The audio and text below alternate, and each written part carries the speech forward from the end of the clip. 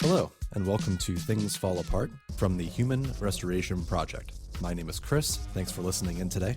We're going to try a new format in this one and see how it goes. Today, it's just me, and I'm kicking off a new idea, which is restoring humanity. These will potentially be overviews of a major theme in progressive education, and my goal is to provide a thorough summary of what that practice is, why it's important, some history behind it, and then how we implement it. This work, as well as our regular podcasts and free resources, are a result of our incredible patrons. I want to say a special thank you to Nick Covington and Cynthia Jester for making this work possible. You can learn more about the Human Restoration Project and find everything we do, as well as contribute on our website at humanrestorationproject.org. So, without further ado, let's begin restoring humanity.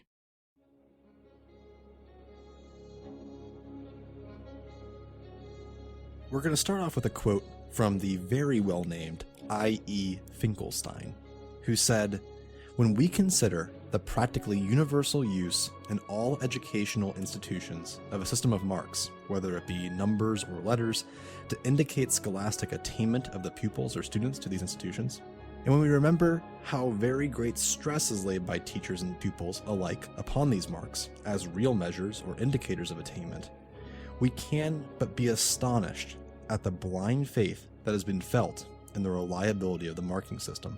School administrators have been using with confidence an absolutely uncalibrated instrument. What faults appear in the marking systems that we are now using, and how can they be avoided or minimized?" That quote is from 1913, and what we're going to talk about today is reconsidering grading altogether. We're going to start off with some history, but first, here's what we're going to be explicitly stating. Our argument is that grades are not a useful measurement of intelligence, nor a useful means for what their goal is to do, which is to tell someone how they're doing and how to get better. In fact, we're going to argue they do the exact opposite. They do very little to motivate students to do better, and students don't really get anything out of receiving a grade. It seems to be the only reason why we issue grades is that it's an easy way to tell colleges what's going on, even if it's not accurate. First off, there's two terms that we're going to use throughout that are incredibly important to understand, and that is extrinsic versus intrinsic motivation. Of course, extrinsic motivation, which means from the outside or exterior. Extrinsic motivation is when you're motivated to do something because of some kind of reward at the end. For example, you want to make a lot of money or you want to receive a grade. Versus intrinsic motivation, or from the inside, interior, which is where you do something just because you want to do it. There's no reward you're seeking at the end. You're doing it just because. For example, learning because you're interested in it. We're going to jump into some history here to talk about how we got into this point. How do we get to the point where grading was pretty much a given when you go to school? There are obviously alternative schools that are trying different things, but for the most part, when a parent puts their child in school, it's safe to assume they think they're going to get an A through an F. So the American scoring of students had its roots in the mid-1800s. The Ivy League schools, Yale and Harvard, experimented with a bunch of different points, percentage, and other systems.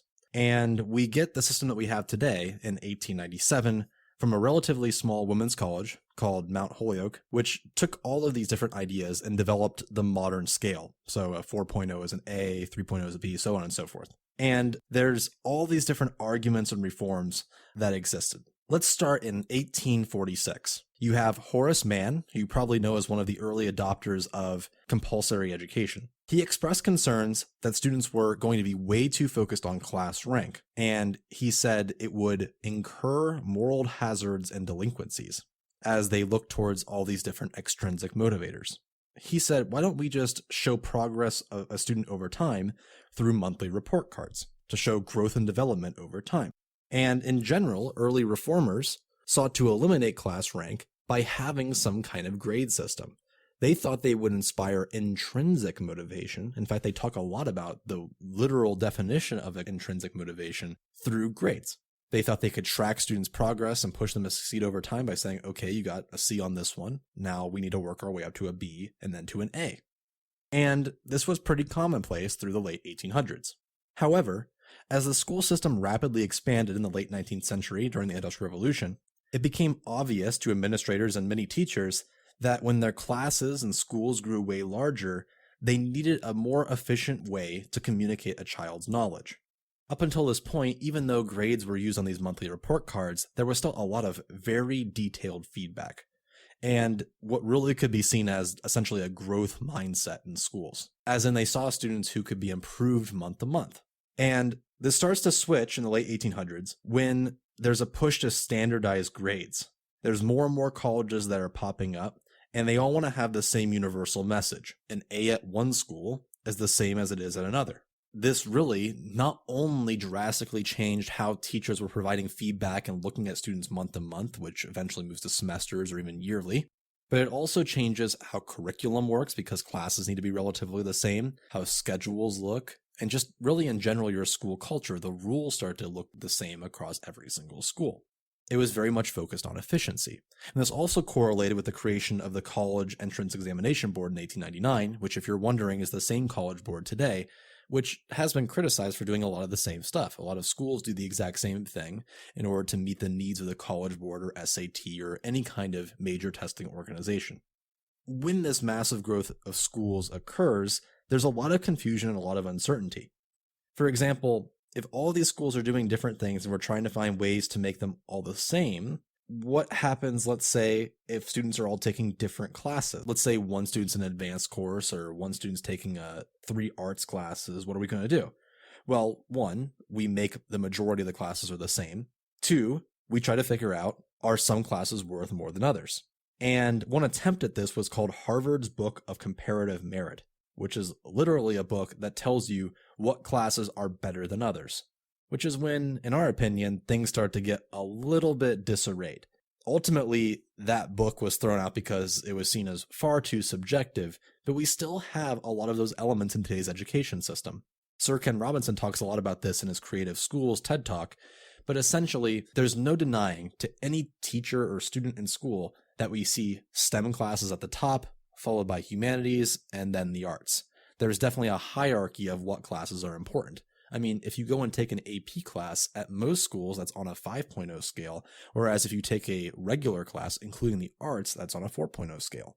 So if I want to have the highest possible grade and the highest possible class rank, I should take all AP classes, which may eliminate my ability to take a class in the arts or just a class I'm interested in, that's an elective. So from the late 1800s and into the early 1900s, which is when that Finkelstein quote came from, there was a really big divide manifesting between those who were doubling down on the standardization of grading and those who were starting to question and just reject the practice altogether.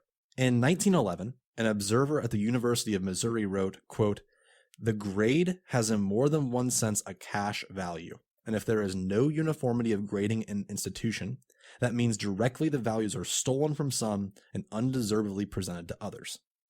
In other words, it's a early 1900s look at what could be seen as almost the grade inflation argument, where someone would say, well, how is this student any better than this other student? How can we decide which kid is the best, quote unquote, based off of their grade average? So that's the doubling down on grading side, the people that are trying to make grades even more objective, as if they could be really that objective at all. On the other side, you have people like the economist Thorsten Veblen, who said in 1918, "The system of academic grading and credit resistlessly bends more and more of current instruction to its mechanical tests and progressively sterilizes all personal initiative and ambition that comes within its sweep," which is very similar to the argument of progressive educators today.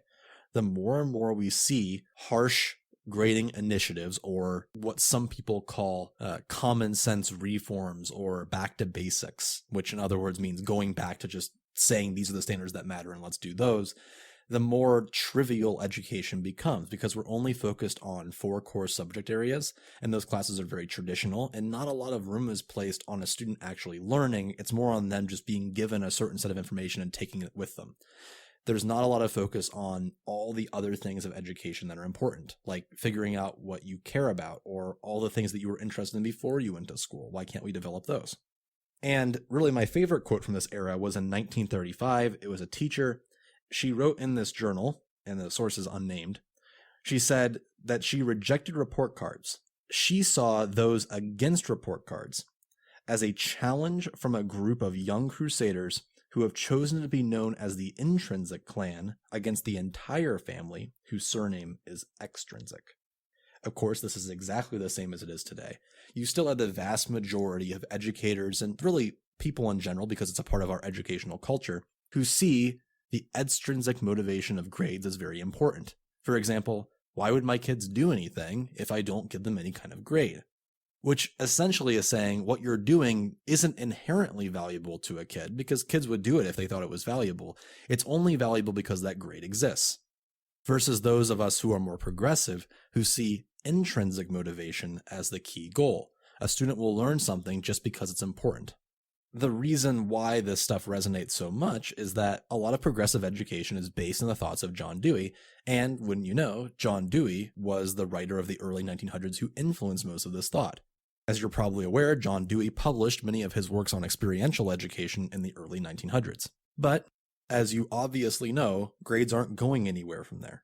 Not only did teachers of the early 1900s see grades as an important extrinsic motivator, but when schools kept expanding, and when more and more universities were built, grades still were the most practical way to communicate what was going on.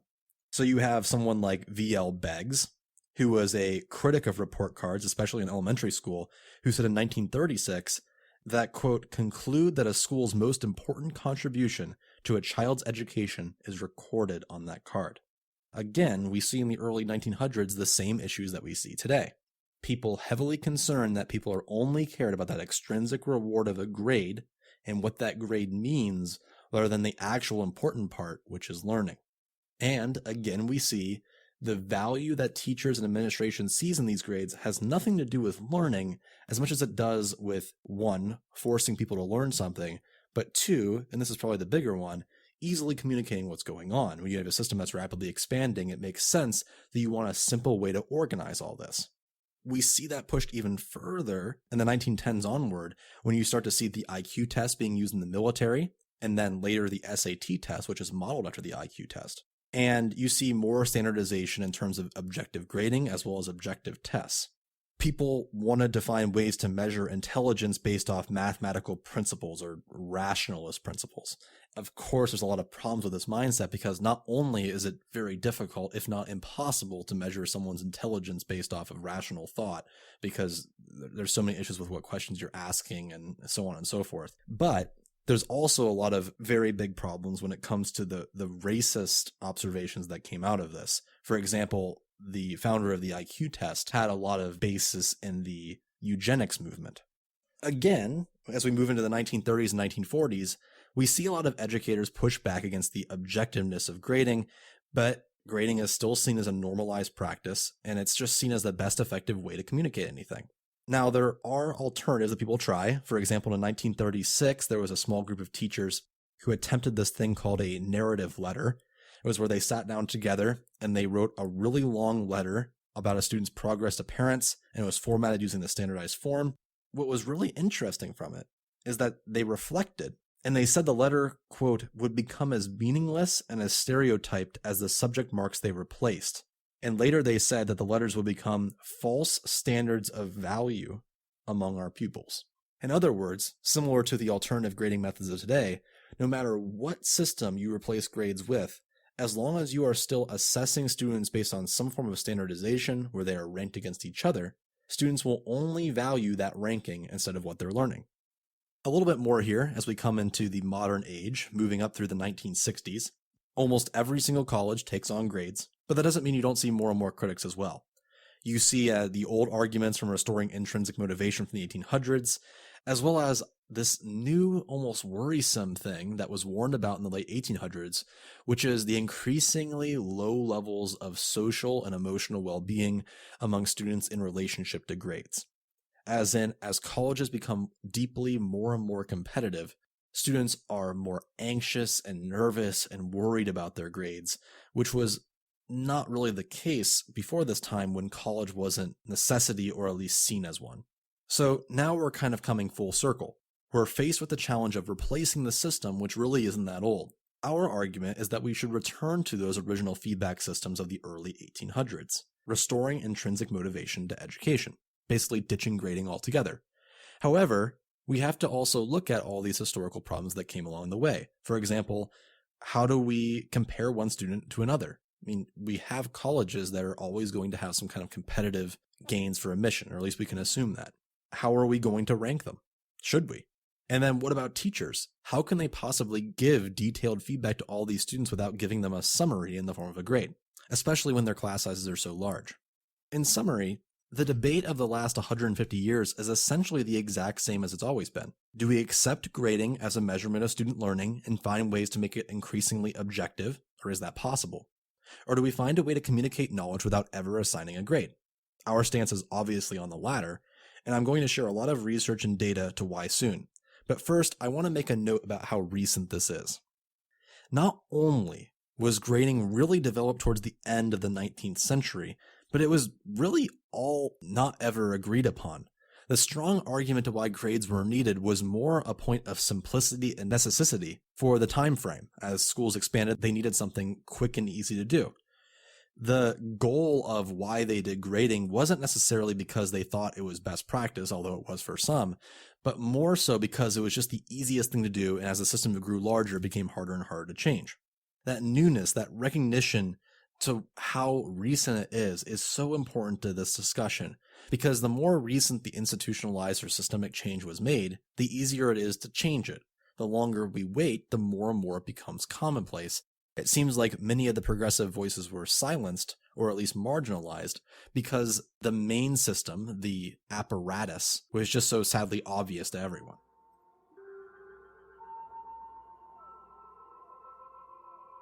Now let's move into the modern day and what backs up everything that I'm saying here. It's my view that grading is a practice that hurts kids. It makes them demotivated if they're doing poorly, and also worrying, it makes them motivated towards an extrinsic goal rather than learning. It seems like most of us succeed in spite of how grades are given, rather than achieving because we're achieving high grades. And it's a situation that I'm sure most people are familiar with in their classrooms. It happens to me all the time before I adopted gradeless learning. So I would hand back a student a lot of notes on their project. At the top, there would be some form of grade, or even on the last page, it doesn't matter. The student would search for where that grade is, let's say a B, they put it in their backpack, and that was kind of it. They might take a quick glance at their feedback, but it really wasn't all that important because what they really wanted was to see how they did on the assignment overall. Now, let's say a student gets a D, and let's say they really worked hard on it. Not only does a student give up, which is worrisome because we did nothing to actually help them, but many of them get much worse. They might make a comment about how useless school is, and they just kind of stay in the exact same place. And there's a correlation between those who achieve low grades, getting lower and lower grades over the course of the year, as well as just dropping out of school altogether. And the system seems to almost support that. I mean, if you constantly get D's, there's nothing really motivating you to do any better.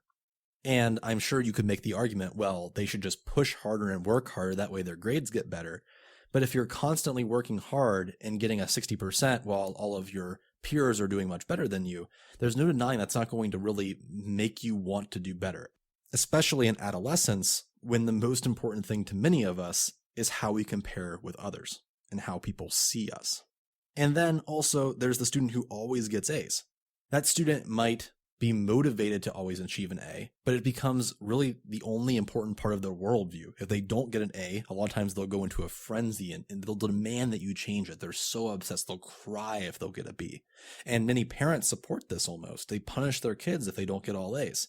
The problem with that is that it's hurting who they are. It's not making them happy anymore. They only care about extrinsic motivation. There's no intrinsic motivation left.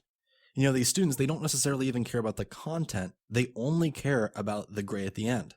And if our goal is to restore intrinsic motivation, seeking to learn just to learn, which is what humans naturally do, we're going to inspire that lifelong love of learning rather than diminish it. You can see this replicated in pretty much any type of learning, whether that be, many kids like to read, but the second a new reading program provides them, let's say with pizza, after reading 5 books and they take a quiz, they become purely focused on eating that pizza at Pizza Hut rather than really caring at all about what they read. You'll find students who used to read books all the time, and now they just skim through books and take simple quizzes online through like the accelerated reader program. They really lost any desire to read just because they enjoyed reading. Again, it's all about that reward. Or you'll find, let's say, students who enter school with a lot of interests, but they're silenced and they just kind of stop asking questions because those questions aren't going to be on the test. Why would I waste, quote unquote, waste time by learning about something I'm interested in when I'm not going to get a grade for it? And there's so much research that supports this notion. It nauseates me. I don't want to imply that research doesn't have any faults. Obviously, some things are hard to replicate, and you can't measure with data a lot of things that make learning important. For example, a lifelong love of learning is hard to measure. It's very subjective, or what makes someone happy. But there is a lot of hardback data that shows why grading doesn't work, regardless. And I want to give you some research studies in the last 30 years or so, quickly, to give an overview. Probably the most important one, and the one that's referenced many times, is in 1987, which is then followed up in 1988, repeated through other various studies from other researchers. The original is by Ruth Butler, and she found that students have by far the highest motivation when they were only given feedback for their assignments, as in they worked way harder and learned way more when they only received substantiated feedback. That was followed by people who received feedback with a grade, and then in last was just a grade with no feedback at all. In other words, students learn more when they didn't receive grades. Then, in 1991, another researcher named Hall Beck found that students who have a quote-unquote grading orientation, which meant they cared primarily about their grades, actually had lower GPAs and, more importantly, lower social and emotional well-being than those who had a learning orientation, which meant they just wanted to learn new things. So ironically, those who were more extrinsically motivated by grades actually performed worse in school than those who just wanted to learn without grades. Then, in 1993, we have Adeline Moeller, who found that when students were taking a test, they were not more any motivated for that test when they knew grades were involved. They took multiple groups of people. One group of people knew that the test was going to be graded. The other group of people didn't think the test was going to be graded. And the students that took the test, knowing that there was going to be a grade, actually weren't any more motivated. Again, which rejects that notion that we have to have grades in order for kids to do something. In 1996, John Krumboltz outlined how the competition that arises from grading practices made students lose their sense of safety in the classroom. And as we all know, safety is widely regarded as the most basic need from learning. When students felt increasingly competitive towards one another, they felt judged by their peers, and when they did poorly or felt judged, they did not feel safe, and therefore they shut down. Eric Anderman in 1997 researched that when students saw the test as a measurement for incentives, they were more likely to cheat than those who saw it as a method for improvement. And that shouldn't be shocking to anyone. If you know that a lot is at stake and it's very stressful, you're going to be much more likely to cheat at that than if you just feel like it's a way to make yourself better. Then we got in 1998 Gary Notriello, who found that there's a correlation between those who receive low grades and those who stayed in school. In theory, and this was what Horace Mann proposed in the 1800s, monthly report cards were meant to show a growth mindset. You would get a grade, you knew you weren't doing too well, and the teacher would do extra things in order to make sure you did better. But that's not how grades work now. Even though that might be the teacher's intention, there's no denying that when a student consistently gets low grades, that doesn't really propel them to work any harder. In fact, we know from all this research that it makes them work much less. In fact, to jump ahead here for a second, 2015, Astrid Portheous found that students who received a low grade on their semester or halfway report card, they had consistently lower scores in the second half of the year, showcasing even more demotivation. If grades worked the way they were supposed to, you would assume that they would actually receive at least marginally higher grades. Going back in 2008, Anastasia Lipnovic replicated Butler's study, the motivation without grades component, and proved it. Again, they found that without grades, students had much higher motivation. In 2011, Caroline Polfrey did multiple experiments and showed that students, when placed with a project that did not have a grade, actually performed better than students who were placed on a project with a grade. And kind of along the exact same lines, in 2015, Anne-Sophie Hayek found that groups were less cooperative and not willing to share as much when they knew they would receive a contribution grade. In other words, when someone walked into a group and they knew they were going to be judged by their peers and receive a grade, they were less likely to share information, which seems very counterintuitive, but again, it gets into that competitive judging aspect of your peers. You don't want to appear stupid. or at least stupid based off of the grading practice, which again is a problem with how we grade people if we're labeling people as stupid if they get low grades. And then finally, in 2014, Karine Sochel found that competitive grading practices impacted the psyche of girl students in science classes, as historically those tests were seen as favored towards male students. Male students always were kind of seen as the scientists and mathematics people, and we still see that problem today, despite some ways to fix that. And girls actually perform worse on these tests knowing that, when they found that there was a competitive grade associated with it. This phenomenon is really well explained in the book, if you have a chance to check it out, Whistling Vivaldi by Claude Steele, who goes into how race and gender and many other facets that one feels judged by actually makes them perform worse in many areas, even though they might be on equal or even greater footing. So that's just a rough overview of, let's say, 15 studies of the hundreds that exist. There are so many, not only from recent years, but also the 1800s and early 1900s. And the exact same themes are in every single one of them. Grades hurt a student's interest in learning, and at best, it seems like grades motivate high-achieving students for the wrong reasons. If our goal is to engage every student and make them better at what they do, it seems completely counterintuitive to issue them a grade telling them how they're not doing well, because it completely destroys any element for them to do better. The system works to make the gap larger between those who are performing well and those who don't. Those who fall further behind increasingly become demotivated, and those who do well basically stay at the top. And it's not like those at the top are really doing that well. You know, they might have higher grades, but all A's does not mean everything is okay. They have a tendency for higher anxiety rates.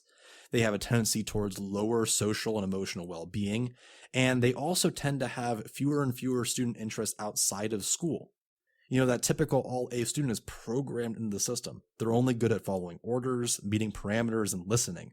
They don't really know why they're doing what they're doing. They don't really explore their passions. They lose their imagination. They lose their creative thinking skills.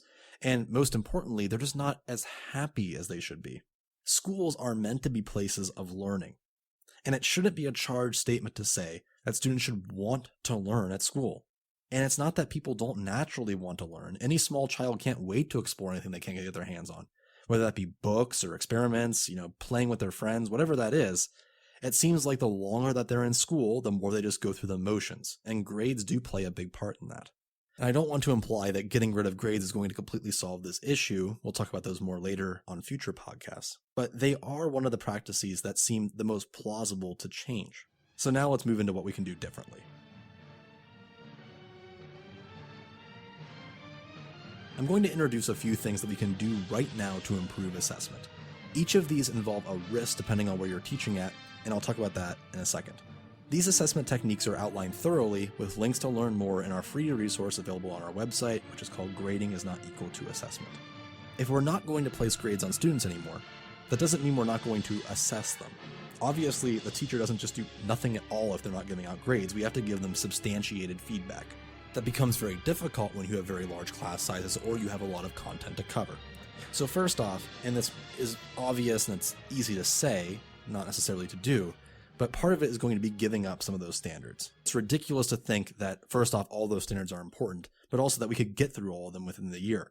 If we give up more of those standards and we teach just a fraction of what those things are, that will allow us to easily give more substantiated feedback, to remediate on work, and to really help students actually learn something. Now, in terms of actually giving feedback, a lot of times we put way too much weight on teachers' shoulders. The teacher is doing way too much work, whether that be planning or grading or assessing. So why not put more power in students' hands when it comes to learning and taking charge of it? For example, self-assessment is by far one of the most efficient means to learn how to do something. In fact, that dates back to the early 1900s with John Dewey. He came up with experiential education, and the core tenet of experiential education is reflecting on what you've done. He actually said that it isn't the experience that makes you learn. It's the reflection after the experience where you look at how you got there, what you did, and everything you took out of it and how that informs you. That's when you actually learn. So when we give teachers all of the grading or assessing to do, and they write down what a student could do better, the student is missing that valuable part of reflecting on what they did. And it's not just what they did well and what they did wrong, it's also why they did what they did. And that's the big part. And finding more and more ways to model and show that is important. We have a lot of research in that document. Also, in addition to self-reflection, there's peer reflection, which is the exact same thing. You're still self-reflecting on what you did, but you're also looking at someone else's work. You not only have to look at what you did and why you did it, you have to look at other people and what they did and why they did that. And again, it's another way to actually learn from what you're doing and take charge for what you're doing and learn for yourself, inspiring that lifelong love of learning. And obviously, teachers can provide feedback from time to time. But that's really just the start. If we're going to eliminate grading, we have to really completely change how we assess. We still need authentic formalized assessment, and we still need to push students to succeed. But if we're going to push students to succeed without grading them, that means they have to intrinsically want to succeed. So we need to find ways to promote skills that are important to the 21st century that everyone naturally wants to improve upon. For example, creativity or self-sufficiency. And there's a few of those that come directly to mind. The first of which is a student-led conference. A student-led conference takes place where normally a parent-teacher conference would take place. But instead of a teacher just rolling through all the things a student can improve upon, which again is that traditional notion of grading, a student sits down, which they prepared for weeks for, and presents on everything that they've learned. Then the family and the teacher both provide feedback on what they could do to get better. And there's no better way to relate to a student than having the parents there, because the parents know way more than the teacher does about that student. And as a result, everyone learns and everyone knows what to do going forward, and the student is way more likely to reflect on that because they're the ones presenting what they did. There's no secondhand information. Now, building upon that is a formal presentation. Instead of taking a test or a bunch of quizzes, why don't you just present at the end of the semester or the end of the year what you learned on? There could be checkpoints built in where various people give feedback on what you're doing and tell you how to get better, and then at the end, you present to those same people on how you've learned. And in a perfect world, that would be parents, other students, a bunch of teachers, community members that could give feedback on how a specific kid is doing. It's looking at a student from that mindset of growth, seeing how they track over time, not standardizing them in any way. They're learning just for them. Finally, the last idea, and this is the one that's closest to me, is a portfolio. It can be combined with any of those other assessment techniques, but it's just finding ways to either take a few of your content standards or perhaps a few of your skills, which is what I prefer, like for example, like a creativity portfolio. Students take what they've done throughout the year, they add it to the portfolio, they make it better and better, they choose their best works from that portfolio, and then they share it. It's proof and demonstration of what they've done. They can see how they've done over time. And there's a lot of cool apps, for example, Seesaw, that allow you to do this very easily. Seesaw is a phone app, a website app that allows you to upload your work, and it almost is like Instagram. You can just scroll through it and see everything that's going on. Parents can see that as well, which is great. Also, portfolios are a place that higher education is going, which I'll talk about in a second. Now, I said before that each of these requires risk. There's no denying that in many school districts, moving away from grades is met with resistance. And I really like the author and education reformer, Deborah Myers. She describes the people that she hires, as well as teachers that she likes, as people who practice creative non-compliance. It's essentially the teachers that are willing to pull the wool over administrators and districts' eyes. They say one thing and kind of do another. And I don't want to elicit deceit. But we have to recognize that rebelling isn't always a bad thing. If we know these problems exist, the solution is going to have to come from within, from educators. Because the ones who are benefiting from these grading schemes are those organizing all of it that want the most simple solution. Those are the top. So why don't we mess with the system a little bit? If your district requires grades, why don't you just let students assess themselves, let them give their own grades? And I'm sure you might say, well, students are just going to give themselves all high grades. Yeah, they will. Probably. If we know that grading isn't really doing anything for them and it's just demotivating, why not just let them do it? You still get a grade that you can put down. Better yet, and it's the one that I use, we still have to report grades. I just tell students at the beginning of the year they're going to get an A. And I'm not going to pretend like this doesn't get you in trouble. Okay, parents are going to say that you're not getting their kids ready for college. Students might say that you're the easy teacher because you're not giving them as many tests or they're getting an A for, as being there. Administration might be concerned about your bell curve or what this is doing to students. But regardless, you're going to find that students enjoy your class. You'll probably find they learn a lot more. They're going to back you up, and it's all worth it in the end. It might get you in a lot of trouble. It could potentially lead to you being fired. But I, as well as you, didn't go into this job to accept that school sucks and that when we see things that we know are wrong, we just have to deal with it. We're education professionals. We have degrees, we study learning, we're willing to listen to some random dude talk on a podcast for 30 minutes about grades. We care about students, we care about children, and we care about education. And every situation is different, but we should be able to stand up for students using research-backed practice. And it's hard to take a small step on this. A lot of people are trying to find new ways to issue grades. For example, having mastery as a percentage and saying mastery or non-mastery, or having a 21st century skills rubric where you get a 4, 3, 2, or 1 based off different skills. And it's not like these aren't well-intentioned, but the fact remains, even if you try to hide it, the problem isn't giving out the A or the B. The problem is that this is an extrinsic reward. It could be a 4, it could be mastery, it could be pass, it could be an A. It doesn't matter. As long as they're shooting for something that isn't just learning and they're shooting for that extrinsic motivator, you're going to run into the exact same problems. Therefore, taking on the cause of just going gradeless altogether is really what's worth it. Finding ways to make this work in your classroom, or better yet, finding other teachers who agree with you and doing it all together, helps you make a framework for helping students achieve success and changing the system altogether. And I'm going to highlight again, it's a risk. But again, we went into education not as mindless grading robots, not as people who constantly get attacked for their professionalism or their accountability or their expertise, not to become people who just go with the flow and eventually just get so bogged down that we just accept the fact we'll eventually retire. We did this because we enjoy teaching and we try what's best.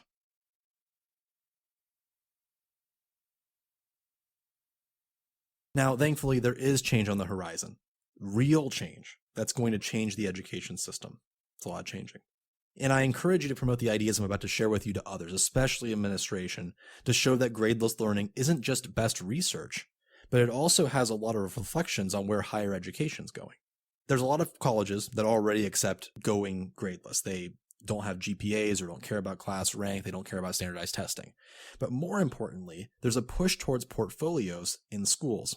And we're going to have Tony Wagner on next week, who's one of the contributors to the Mastery Transcript Consortium, as well as a representative eventually from the Mastery Transcript Consortium. And they're probably the leaders right now in getting portfolios into schools. And it's really cool. I encourage you to check it out. Seriously, I was floored by it by going to mastery.org. They're an organization, a nonprofit, who's trying to work, and so far have been successful, by changing college admissions and offering an alternative where there's no standardized testing and no grades. And instead, there's this really cool looking portfolio that students submit that they've worked throughout high school on that they submit to colleges. And what's really important is the transcript is adamantly against any kind of numerical or graded score. It's just a bunch of skills that a district assigns to teachers, or even the classroom assigns themselves, where they work towards specific goals. Like, let's say creatively solving a problem could be one of the skills. A student uploads proof of that on this website, and it's standardized at least to the point where a college admissions counselor can know what the different skills are and look through them. It's a way to meld together some form of standardization so that colleges are all familiar with the process while still really radically transforming the system.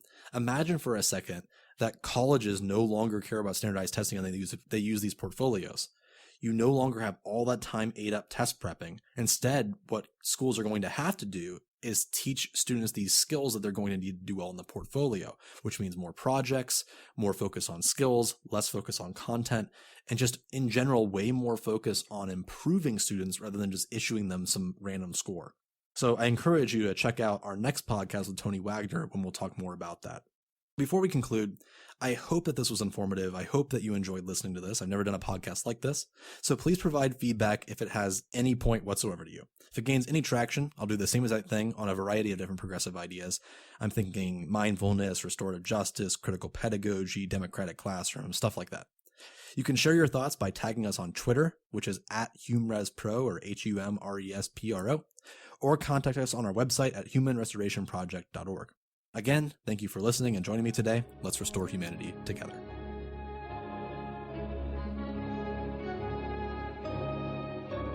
Hope you enjoyed this podcast. We want to connect with you and hear your thoughts. Follow us on Twitter, YouTube, Medium, and other social media, and be sure to check us out on our website at humanrestorationproject.org. If you want to support us in our endeavor of starting a movement towards progressive ed through high-quality resources, consider supporting us on Patreon. Thanks again.